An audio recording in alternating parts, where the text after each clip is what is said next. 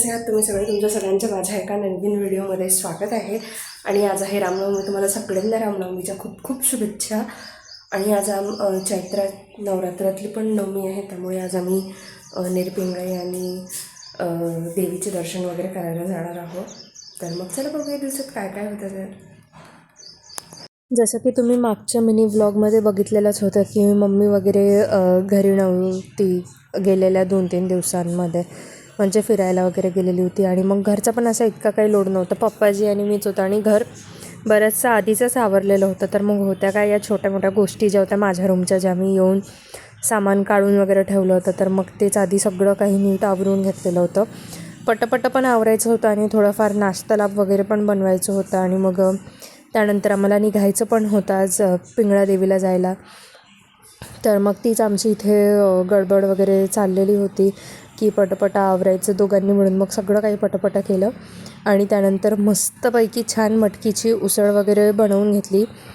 ती जर कुकरमध्ये बनवलेली होती, कारण की ती लवकर शिजते जर आपण कुकरमध्ये वगैरे बनवलेलं. साधारण 2-3 शिट्ट्या आल्या की तुमची उसळ खूप अशी लवकर झटपट होऊन जाते. तर मग इथे एकीकडे कुकर लावून दिलेला होता आणि मग बाकी दुसऱ्याकडे दुसऱ्या नाश्त्याची वगैरे तयारी चालू होती.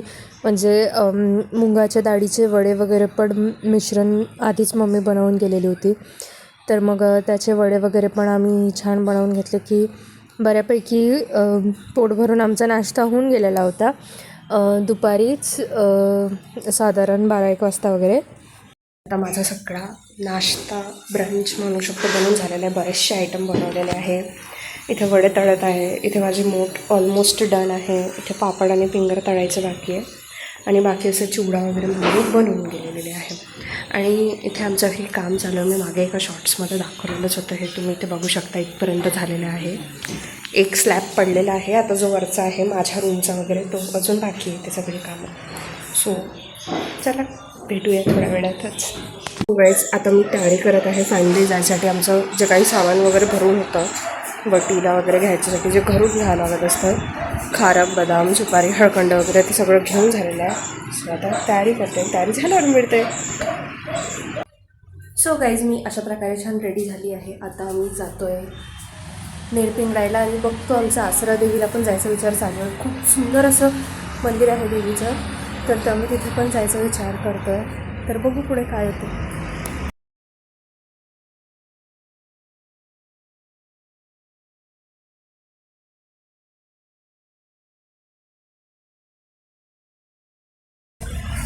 सो गाईज, इथे तयारी झालेली आहे आणि आता आम्ही थोड्या वेळात इथून निघतो आहे पिंगळा देवी मंदिरात, आसरा मातेच्या मंदिरात जायला. एक खूप सुंदर असं आसरा मातेचं मंदिर आहे. बघू तिथे जाणं होतं की नाही होत. सो चला बघूया. सो इथे सायंकाळी आम्ही सुमारे 4:30 5:45ला वगैरे निघालेलो होतो घरून. आणि मग अर्ध्या तासातच जवळपास आम्ही पोहोचून गेलेलो होतो पिंगळा देवीला, म्हणजे गोराळ्यालाच. तिथे पण त्या मंदिराचा जो गडावरती जायचा रस्ता आहे त्याचे पण बरेचसे असे कामं वगैरे चालू आहे, कारण की आता पुढच्या येणाऱ्या 4-5 महिन्यात परत नवरात्र लागणारच आहे आपली. तर मग त्याच्यामुळे. आणि मग आज इथे फारशी इतकी गर्दी नव्हती, कारण की चैत्राच्या नवरात्रात सहसा इतकी गर्दी नसतात देवीच्या मंदिरात, पण बऱ्याच ठिकाणी लोक जात असतात, कुठल्या ठिकाणी नसतात जात. तर इथे तेच आमचं वटीचं वगैरे सामान भरणं चालू होतं. आणि रामफळ, ब्लाऊज पीस, तांदूळ, हे ते तर बऱ्याचशा अशा गोष्टी आमच्या घेणं चालू होत्या. आणि मग इथून आम्ही वटी घेऊन इथे निघालेलो होतो मंदिरात जायला. आणि मंदिरात पण काहीच गर्दी नव्हती.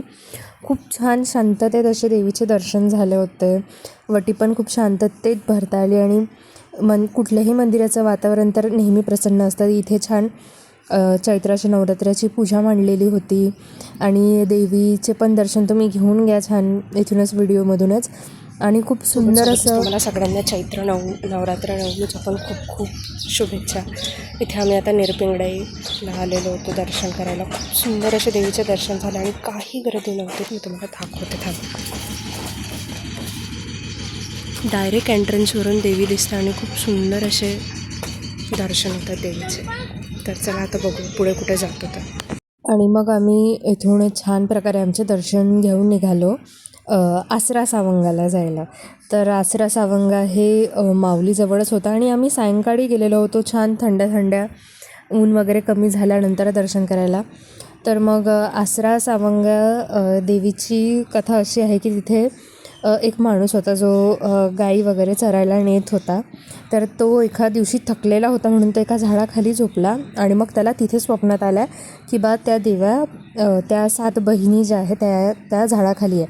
आणि मग जेव्हा त्यांनी तिथे म्हणजे झाडाखाली खोदून वगैरे बघितलं तर मग त्याला तिथे तशा प्रकारे त्या देवी सापडल्या आणि खूप सुंदर आणि जागृत असं देवस्थान झालेलं आहे ते.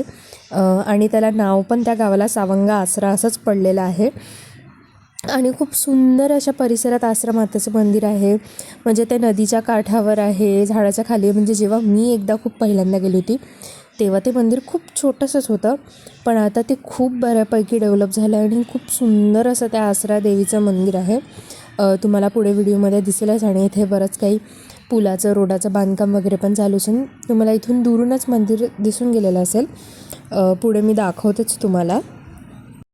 आणि इथल्या पण देवीची आम्हाला वटी वगैरे भरायची होती, मग त्यामुळे आम्ही इकडे आलेलो होतो.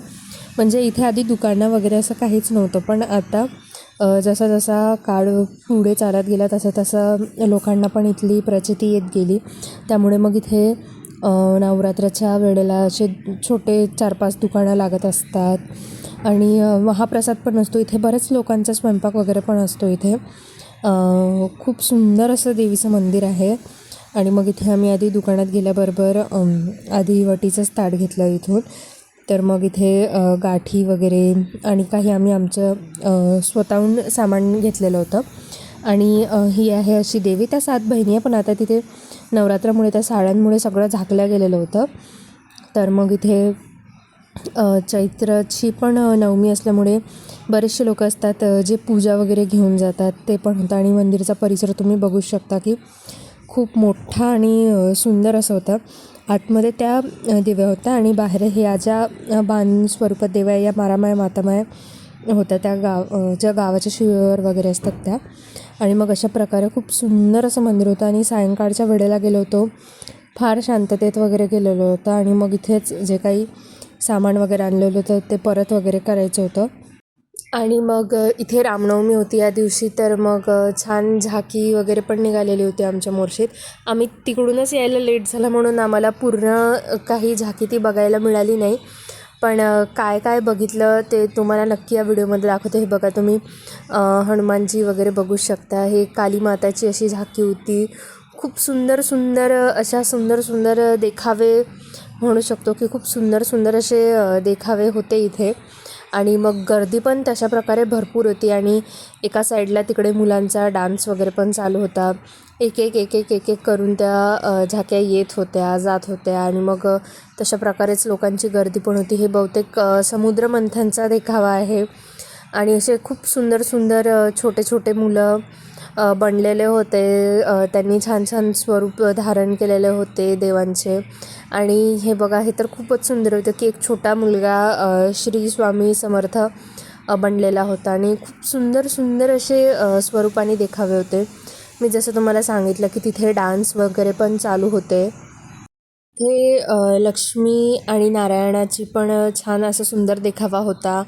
आणि मग इथे हनुमानजीची पण अशी मूर्ती होती. तर अशा प्रकारच्या खूप सुंदर वेगळ्या झाक्या होत्या. आणि व्हिडिओ आवडल्यास व्हिडिओला लाईक, शेअर आणि सबस्क्राईब नक्की करा. तर भेटूया पुढच्या व्हिडिओमध्ये. Thank you so much.